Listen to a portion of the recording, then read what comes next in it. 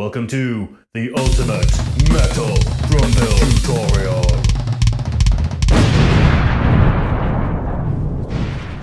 By the end of this video, you will be able to create millions of different metal drum fills. And we're going to do this in 3 different stages. 1. The stickings you'll need to learn. 2. How you can use these around the kit. 3. The secret sauce to take your fills from A tier to S tier. But before we get started, I'm going to demo everything slow and up to speed. If you need to rewatch anything, rewind as many times as you need to. If you need to see anything even slower, use the little handy playback button that's just down here somewhere. And finally, if you have any questions about anything in this video, ask them in the comments and I promise I'll get back to you. Now, what are we waiting for? Let's get started. Metal drum fills are made out of 3 core stickings. Sticking 1, 2 on the hands, 2 on the feet. That's a grouping of 4.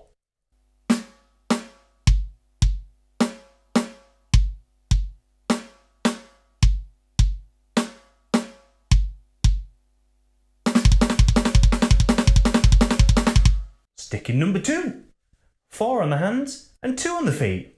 That's a grouping of 6.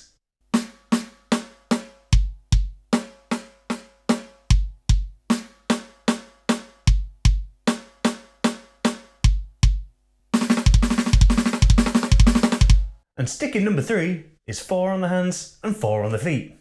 That's a grouping of 8.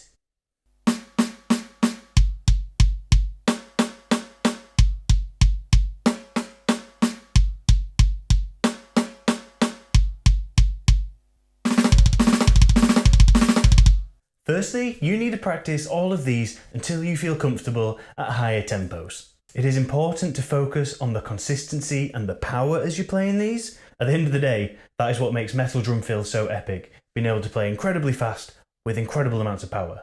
Next, we need to be able to take these different groupings to put together different fills. So for example, if we want to create a 16th note fill, the most common kind of fill, you'll need 16 notes to complete the bar.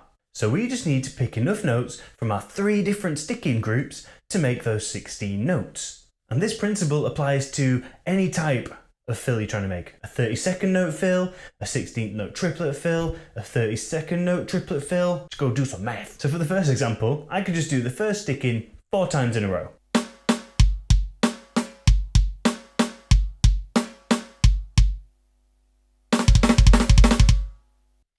Or I could do the second grouping twice, followed with 1 of the first stickings on the end.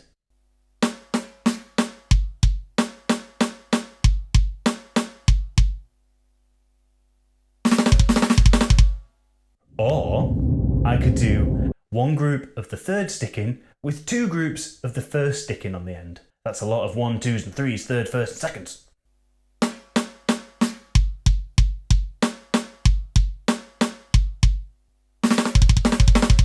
The possibilities here are almost endless.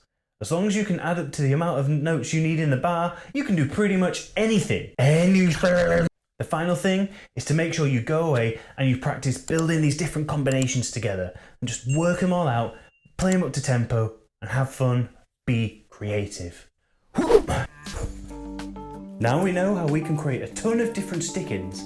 It's time to apply them to the kit to see how we can bring them to life. Of course, our feet aren't going to move as they're stuck to those bass drum pedals. So let's see what we can do with our hands. In all these examples, I'm going to go through the stickings that we used in the previous section. You'll quickly hear how these come to life on the kit and how they can sound epic. So option 1 is to keep the groups of hands together as you go around the kit. For example, I could go snare, tom, tom, floor tom. Simple fill, but it sounds ace.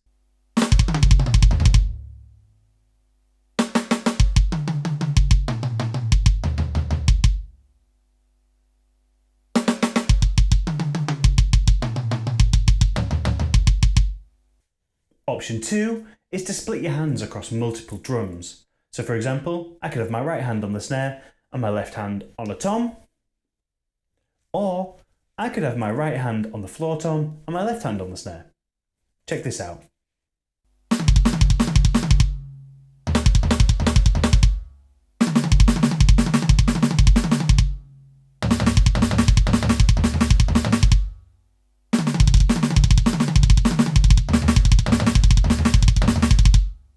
option 3 only applies when we're doing groups of 4 on the hands.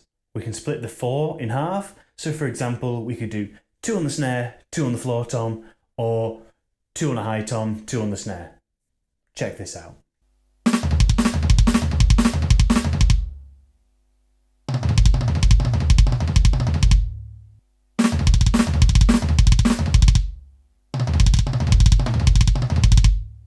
And option 4, this only applies to the groups of 4 on the hands as well, and that is to just play different notes on every hand. Do whatever you feel like.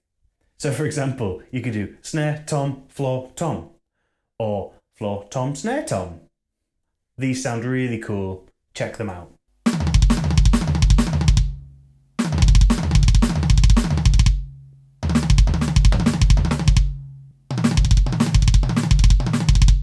So now, you have the ability to create a ton of different fills.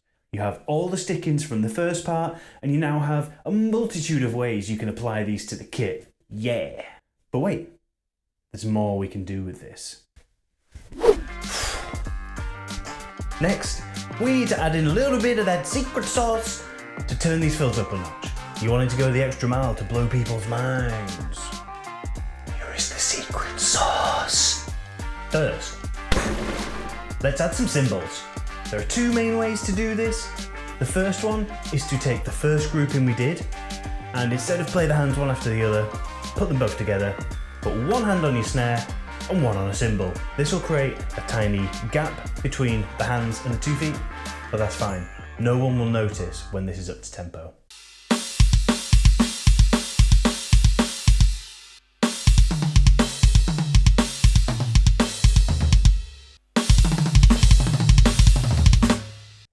The second way to add cymbals is by adding them over the 4-foot groupings.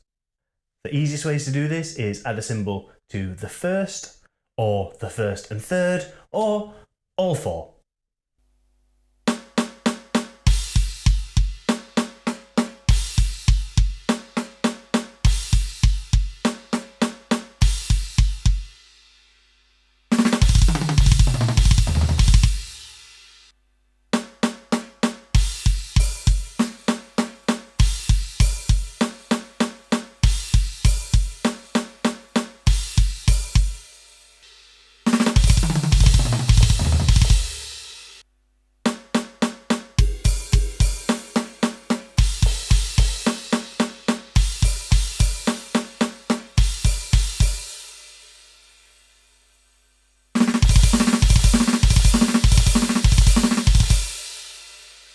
My favourite personally is the first and third.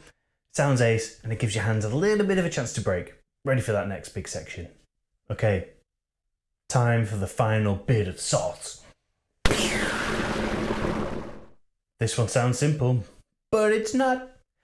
This is just a power out of the fill with pure singles on the hands. Pure power! You could do whatever different combinations on the first half of the fill, then just blast out of that fill with some singles. Speed around the kit as fast as you can. It sounds ace. It's aggressive and raw, and it just adds that extra bit of energy you need when you get into the end. And it's actually a handy little cheat code. If you can't quite do the maths right, just add a few singles on the end to make it add up. Shh, don't tell anyone that.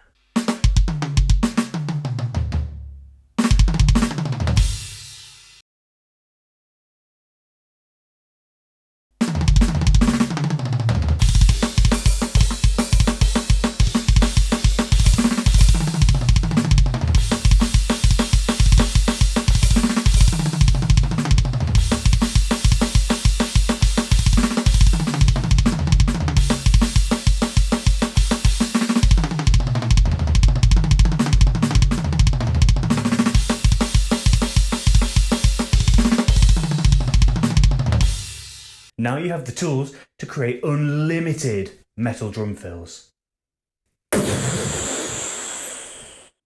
But now I think it's time to work on your kick drum technique. Make sure you watch this video right here where I teach you everything you need to know about heel toe.